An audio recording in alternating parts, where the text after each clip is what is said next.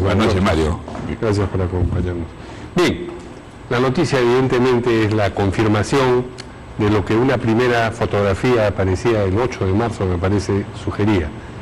Una relación entre el comandante general de la policía, el señor Alfaro, y la persona conocida bajo el alias del Español, que es Jorge Hernández Fernández, sí, y que en efecto es español. Ahora he visto una alusión a su pasaporte, nació en Alicante. La primera pregunta es, mientras usted fue ministro del Interior, ¿tuvo algún tipo de contacto, noticia referida a este personaje? Hubo un intento de contacto. Usted ha referido que a usted trataron de extenderle un teléfono para que hablara con alguien. ¿Era con esta persona? Era con el señor Barba, ¿no? Con el señor Barba. Claro. Ah. Entonces usted no había dicho el nombre. No, pero ahora, bueno, ya ha sido público de público conocimiento. Entonces, justamente en la jerga, digamos, que utiliza la policía, ¿no? Lo volteé. ¿Qué significa? O sea, me di cuenta de la actitud de Angel Berberastegui, que algo no andaba bien, cuando me da y además el tono imperativo, ¿no? O sea, como lo dije inclusive acá en este set, que un comandante que es el ayudante, es el edecán de un ministro, prácticamente le ordena, oye, prácticamente comuníquese con esta persona. Sí. Por el tono imperativo yo deduje que algo no estaba bien. Que había un poder superior al claro, propio edecán que estaba... Hoy ya sabemos que había un triunvirato, Hernández, el español, Fray Vázquez, el sobrino de Castillo, y Angel Berberastegui, ¿no? El edecán. O sea, eran tres amigos. Todos, el relacionamiento de Castillo con el español se inicia a través de Berastegui y Fray Vázquez, ¿no? Bueno, entonces trataron de penetrar. Sí. No, me refiero al acto mismo, trataron de obligarlo a usted a tomar esa llamada. Sí, y en todo caso, obviamente, ¿no?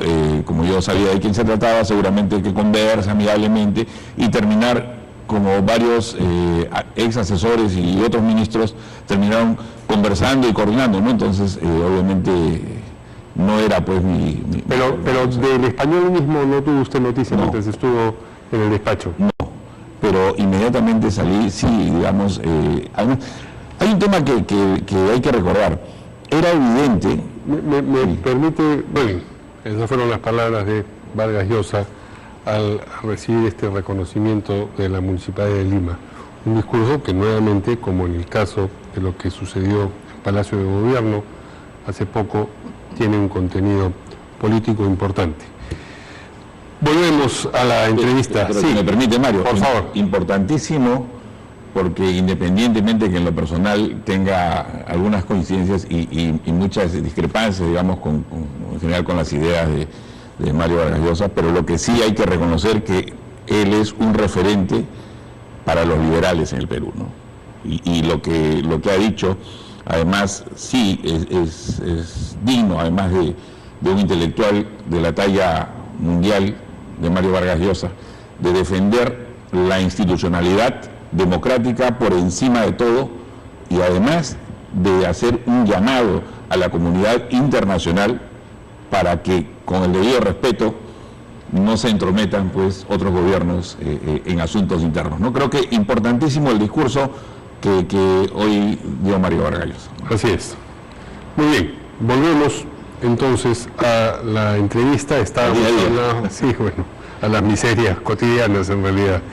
Estábamos hablando de lo que ha revelado esta fotografía y también tanto o más importante que eso, las comunicaciones que ya se conocen entre el español y el todavía comandante general de la Policía Nacional, el señor Alfaro. Sí, lamentablemente a mí me generó un sinsabor enorme, ¿no? O sea, conozco a Raúl Alfaro y me apena en lo personal, ¿no? O sea, la situación por la que él está atravesando. Pero también hay que ser claros y categóricos en esto, ¿no? O sea, el señor le ha fallado a la policía, le ha fallado al Estado. Y ha mentido. Y ha mentido. Ha mentido porque cuando le preguntaron si había vuelto a reunirse con el español y con Castellanos, que es otro personaje importante de Sergio Castellanos, él dijo no. Hay tres. Y se lo dijo a la prensa y se lo dijo, según ha reportado Perú 21, se lo dijo también a la Fiscalía en un interrogatorio que tuvo lugar en la DIVIAC. Hay 3 fotografías, ¿no? Y no miente, pues, si es que no hay una razón, no hay algo que se quiere ocultar con la mentira, ¿no? Claro, hay 3 fotografías que son totalmente reveladoras. Pero además, yo me iría también por el lado de las decisiones, ¿no? En este mismo set, en diciembre, recuerdo que yo estaba manifestándome en contra del pase a retiro del mayor David Medina, conocido como Aquiles. Aquiles era un miembro del equipo especial que formé, un equipo de policías, para que colabore con el Ministerio Público liderado por Javier Colchado, y fue inexplicablemente pasado al retiro, y lo más triste era que esta persona era un oficial dedicado, y así como él, probablemente haya habido un sinnúmero de oficiales y técnicos y suboficiales afectados por decisiones orientadas desde fuera con intereses oscuros. Y en el caso de Aquiles, la gravedad radica en que él venía investigando a varios generales, ¿no? Entonces, podría entender hoy que habría algún tipo de... ¿Quién dispuso su pase al retiro, específicamente? La Comandancia General. Que en ese momento era Llerena, ya era Alfaro, porque claro, también Llerena tiene evidencia de contacto. Otro tema lamentable, ¿no? También conocí a Luis Vera Llerena, pero más lamentable Llerena, sí, ver la noticia que meses atrás habían retirado de la aviación policial al general Ortiz, porque querían hacer un negocio, es lo que dice prácticamente la transcripción, un negocio sobre seguros en esa dirección, la dirección de la aviación policial. Resulta que hace pocos días he estado en el velorio del general Ortiz. O sea, la afectación, digamos, su salud se vino a menos porque era un oficial honesto, un oficial que el golpe moral, dice usted. El golpe moral, claro que sí. Entonces, afectó también a nivel físico. Creo que afecta, así como afectó al general Ortiz en su momento, ha afectado a muchos técnicos y suboficiales. Técnicos y suboficiales que tanto en la gestión del señor Gallardo como en otras gestiones han venido denunciando que tenían que pagar para hacer un cambio de colocación. O sea, Mario, de verdad, es terrible lo que ha pasado en nuestra policía, porque se ha maltratado enormemente a todo el personal, cuando quien dirige, cuando quien comanda la policía está obligado a velar por los intereses de todos, ¿no? Sí, ahora, la situación es difícil porque el gobierno no puede así como así destituir al comandante general de la policía. Precisamente hay una ley que se lo impide, ¿no es cierto? Solamente por una causa grave. No, Mario, ¿no? En este caso sí. En este caso sí. Independientemente, es verdad, hay una ley que ya fue aprobada por el Congreso, promulgada, pero como bien sabemos en nuestro país, con excepción de materia penal, las leyes no son retroactivas. Y el señor Alfaro fue designado comandante general antes de la aprobación y vigencia de esa ley. Es decir, esa ley no tendría que afectar en absoluto la decisión de la presidenta. Pero llama la atención que entonces no haya ocurrido todavía, es la reacción política evidente de un gobierno que tuviese ese resorte a su disposición, habría sido licenciado. ¿Y de mí hubiera dependido? No, de acuerdo. Yo inmediatamente. Entonces, ¿cómo interpretar? Si en efecto las cosas son como usted dice, que por no retroactividad el gobierno, el Ejecutivo, podría en este momento prescindir del señor Alfaro, ¿cómo interpreta usted el hecho de que no lo haya hecho? La circunstancia de que interpreto que hay muchos frentes, muchos temas para atender, ¿no? El tema, digamos, del fenómeno. No, esto se hace con una resolución. Con una resolución, pero no es que no pueda montar bicicleta y mascar chicle al mismo tiempo. Lo que pasa es que pueden hacer 500 cosas un gobierno al mismo tiempo. Están haciendo exhaustivos también, me imagino, en ver a quienes siguen en carrera, ¿no? Sí. Entonces, en esa línea, entiendo que hoy estarán tomando la decisión y esperemos que sea la más acertada, ¿no? Entonces usted dice, el gobierno podría prescindir de él ya. Sí, sin ninguna duda. Es una decisión que compete directamente a la presidenta Boluarte y obviamente el ministro del Interior debería pues recomendar que eso se haga de la manera más rápida posible, ¿no? Ahora, ¿y quien lo tiene que hacer es el ministro del Interior? Sí, pero además esa resolución es una resolución suprema, ¿no? Sí. Que va con la firma de ambos, ¿no?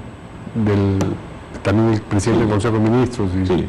Bien, sin embargo recordamos que los problemas de la policía venían desde antes, dentro del gobierno de Pedro Castillo. Está el problema de los ascensos comprados. Así es. Eso no se ha resuelto. Hay personas a las que se les atribuye esa situación que permanecen todavía en los lugares a los que llegan. En el caso de Aquiles, me refería a que él venía investigando este caso y que muchos generales que inclusive tendrían la voluntad de ser colaboradores se quedaron en el camino, ¿no? Obviamente.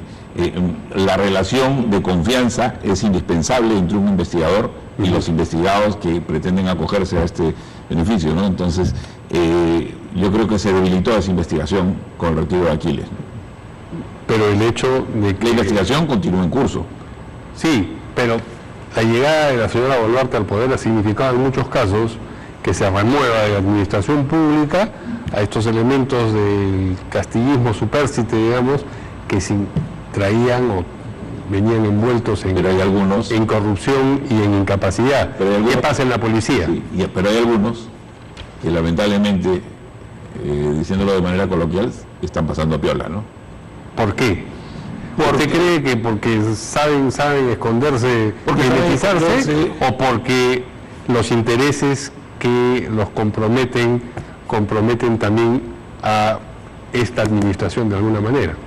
Me imagino que porque saben esconderse, ¿no? Y a medida que los nuevos funcionarios, los nuevos ministros que han llegado hace poco, pues en algún momento van a tener que identificarlo, ¿no? O sea, y también creo yo que es obligación de la misma ciudadanía, ¿no? de los medios de comunicación y de las autoridades correspondientes como la Contraloría en hacer alertas. Esta, ¿no? Es la coyuntura precisa como para, digamos, decir, yo encuentro... Este es la expresión, el síntoma del problema. El problema es más vasto, sí. Vamos a extirparlo. Yo encuentro en esta situación difícil para la Policía Nacional, por ejemplo, un momento de esperanza, un momento importante.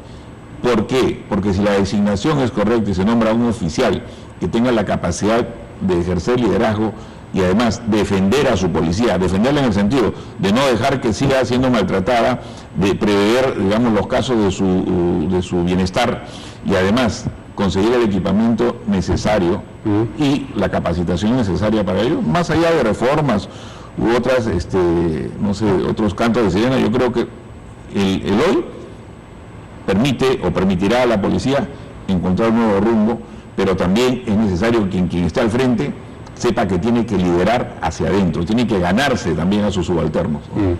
¿Tiene usted clara la figura de Sergio Castellanos, que es el otro ciudadano español? El otro ciudadano español. ¿Qué cosa es exactamente lo que hacía? Era un empresario, sí, es lo que se afirma.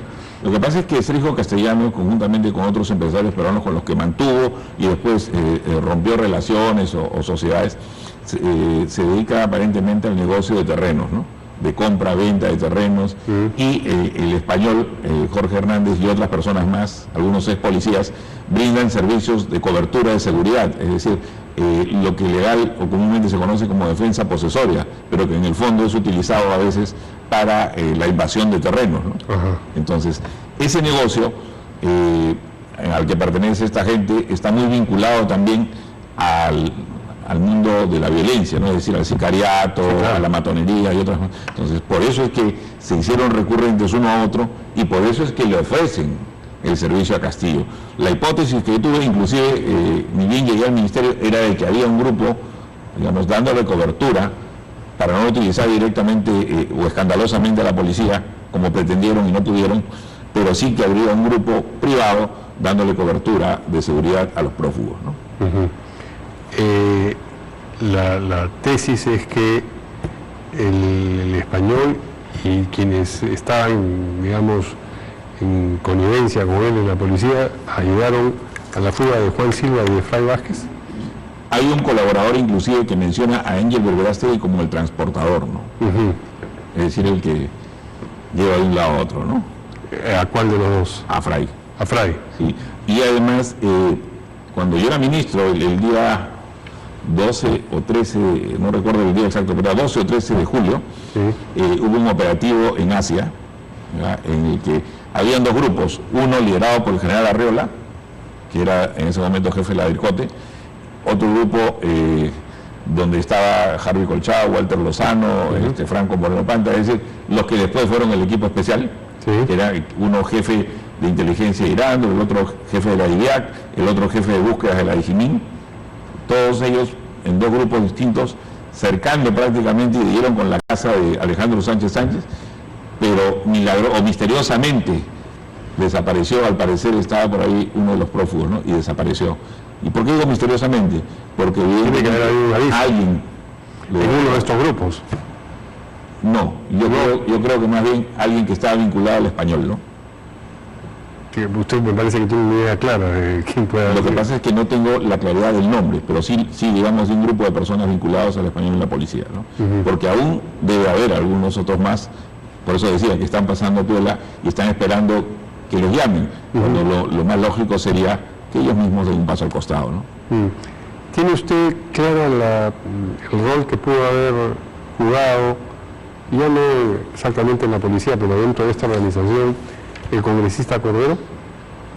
Sí, claro. A ver, creo que para el fujimorismo hoy es una piedra en el camino, más bien. Una piedra en el zapato. Una piedra en el zapato, perdón, ¿no? Cordero Yontay. Pero la verdad es que Cordero Yontay, o sea, el congresista, tiene una hermana también que es congresista. Son dos personas muy cercanas al señor Fujimori. Es más, creo que hasta comparten abogado. Entonces, la cercanía, yo no creo que la dirigencia del Fujimorismo... No supieran que está... No, yo no creo que estén metidos en esto. Pero lo que sí es evidente que hay un sector del Fujimorismo que conocía esto y esa gente tiene que ser leal también con su grupo y aclarar esto, y no puede ser que el señor Cordero esté como si nada pasara, ¿no? No, y le preguntaba yo cuál es el rol que cumplía Cordero dentro de esa organización. Cordero era un topo definitivamente dentro de la oposición, pero además de eso era el secretario de la Comisión de Inteligencia. Por eso es que era útil para los planes de Castillo y del Español. Pero dicen que no iba nunca a las sesiones de la comisión. Es que el tema no es que vaya, no vaya, justamente, o sea, también yo manejé la hipótesis y la manejo aún de que la Comisión de Inteligencia pudo haber sido mucho más estricta, mucho más... Y que no lo fue por algún interés... En la fiscalización, probablemente porque... no sé, pues de repente por influencia de Cordero o de cualquier otra persona, pero siento que no ha tenido ese rol... Esa contundencia en el ejercicio de su... Entonces, fiscalizador. Porque, a ver, este mismo equipo tenía también como rol hacer seguimiento inclusive a la misma gente de la INI, incluyendo a Fernández Latorre, ¿no? Porque Castillo desconfiaba ya previamente de él y de algunos otros más, ¿no? Bien, pues este es un oído que tiene todavía que desanudarse en una porción. Permítame una última reflexión, por favor. Solamente hacer un reconocimiento a la Fiscalía, ¿no? Al equipo fiscal liderado por Marita Barreto, con, la fiscal de la Nación a la cabeza, y al equipo de policías, ¿no? Que creo que han hecho un trabajo difícil, muy difícil, porque estoy seguro que para ellos como policías no es sencillo entrar a la Comandancia General, pero creo que es importante este caso para la lucha anticorrupción, ¿no? Muy bien, muchas gracias.